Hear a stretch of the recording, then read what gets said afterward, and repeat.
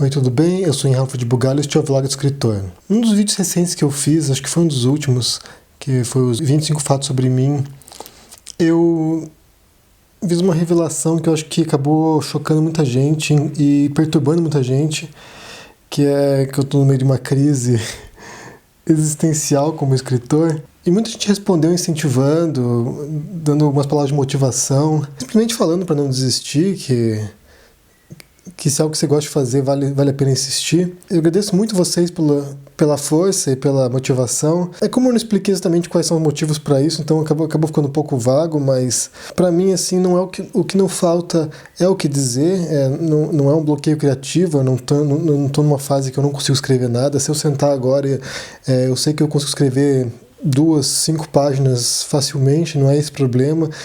Na verdade, às vezes para mim é mais difícil priorizar, né, estabelecer qual os textos que eu tenho que escrever primeiro, porque são tantas ideias, tantos projetos que às vezes eu trabalho em alguns projetos simultaneamente e é difícil estabelecer uma ordem para eles.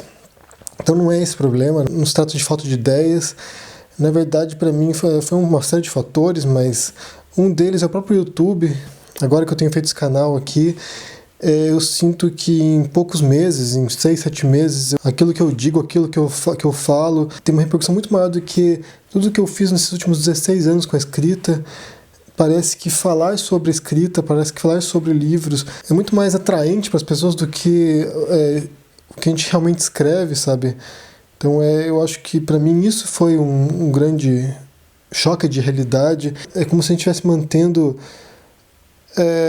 a literatura e o romance, a ficção na UTI, tentando perpetuar a vida de uma coisa que está meio morta já, e que o cinema, as séries, a televisão e todas essas coisas já abalaram as estruturas e substituíram muito tempo, e os livros estão numa sobrevida, agonizando, e a gente está aqui tentando ainda manter isso funcionando.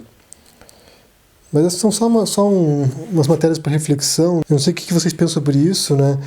Tem até um vídeo famoso do Philip Roth que ele fala que o romance está morto, que já perdeu o papel social dele. Então acho que são essas coisas passando pela minha mente. Então eu queria saber de vocês. Quando eu comecei a receber os comentários de vocês, dando as motivações para continuar escrevendo, eu até pensei em ler alguns trechos aqui, mas ia ficar muito longo, porque começou a vir muitos comentários, tem vários comentários, então isso é um pouco injusto eu escolher um ou outro, porque tem muita coisa legal que vocês comentaram. Então, como eu disse, agradeço bastante a motivação de vocês.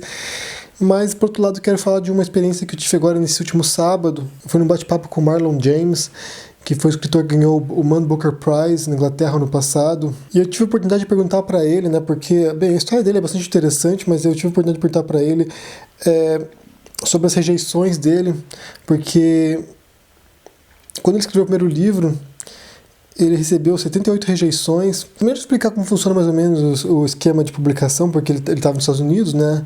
E nos Estados Unidos você não manda para a editora direto, você manda para os agentes literários. Então eles são a primeira triagem, e ele mandou para os agentes literários, foi recusado 78 vezes, e o que ele me disse foi que a princípio ele não percebeu que estava recebendo tantas recusas. Ele foi mandando em lotes de 4, 5 cartas para os agentes, e depois, quando ele mandou um monte, que ele já viu que tinha esgotado uma lista imensa de agentes, ele começou a entrar em depressão, né? Começou a perceber como ele estava sendo rejeitado realmente, né? Foi quando ele foi contar quantas recusas recebeu. E nesse ponto ele desistiu de escrever. Ele falou assim: eu não quero escrever mais, acho que não sirvo para isso. E apagou o livro do computador dele. Foi na casa dos amigos dele para apagar do computador dos amigos também, porque ele pediu para eles apagarem, mas ele não confiou muito que eles fossem apagar, e foi lá para deletar dos e-mails dos amigos. E realmente largou a mão, ele desistiu, ele não queria escrever mais e abandonou. Um tempo depois, ele tinha sido aprovado para fazer uma oficina literária com uma escritora americana lá, e ele falou que ele foi para essa oficina mais por obrigação mesmo. Ele falou assim: olha, era difícil entrar nessa oficina, mas eu fui porque eu senti que eu tinha de ir, né? Porque isso é falta de respeito com quem não foi aprovado na oficina, e ele foi para essa oficina, E a professora lá, que é uma escritora já conhecida, publicada e tudo, gostou dos textos dele, dos contos que ele estava escrevendo, e perguntou se ele tinha alguma coisa maior, algum romance. E ele falou: não, não tem romance mais, eu não escrevo, não sou muito de ficção. Ele tinha desistido realmente. E os amigos dele sabiam da história dele, e falou: não, ele tem um romance pronto, e é um romance muito bom. Daí ela falou: então traga pra mim, eu quero ler esse romance. E ele falou assim: pô, mas eu não tinha mais o livro, eu já tinha apagado todos os lugares possíveis. Então ele foi e conseguiu encontrar esse livro dele na conta do Hotmail dele, numa pasta perdida lá. Ele encontrou o manuscrito e entregou para essa professora, né, para essa escritora. E a escritora conseguiu daí um agente literário para ele e conseguiu uma editora para ele, e daí o resto virou história, né? Então daí ele lançou o livro, lançou alguns livros depois, e nesse ano passado ele ganhou uma Booker Prize por esse livro aqui, que foi o terceiro romance dele, que é A Brief History of Seven Killings, que se trata da tentativa de assassinato do Bob Marley, né? Ele é um autor jamaicano. E foi isso que ele falou, né? E na verdade ele falou assim que a história dele não deve servir de exemplo, porque ele realmente desistiu de escrever. Ele não é um exemplo de superação, ele é alguém que abandonou, jogou a toalha. Mas que o escritor tem que acreditar em si próprio, e mesmo que ninguém mais acredite.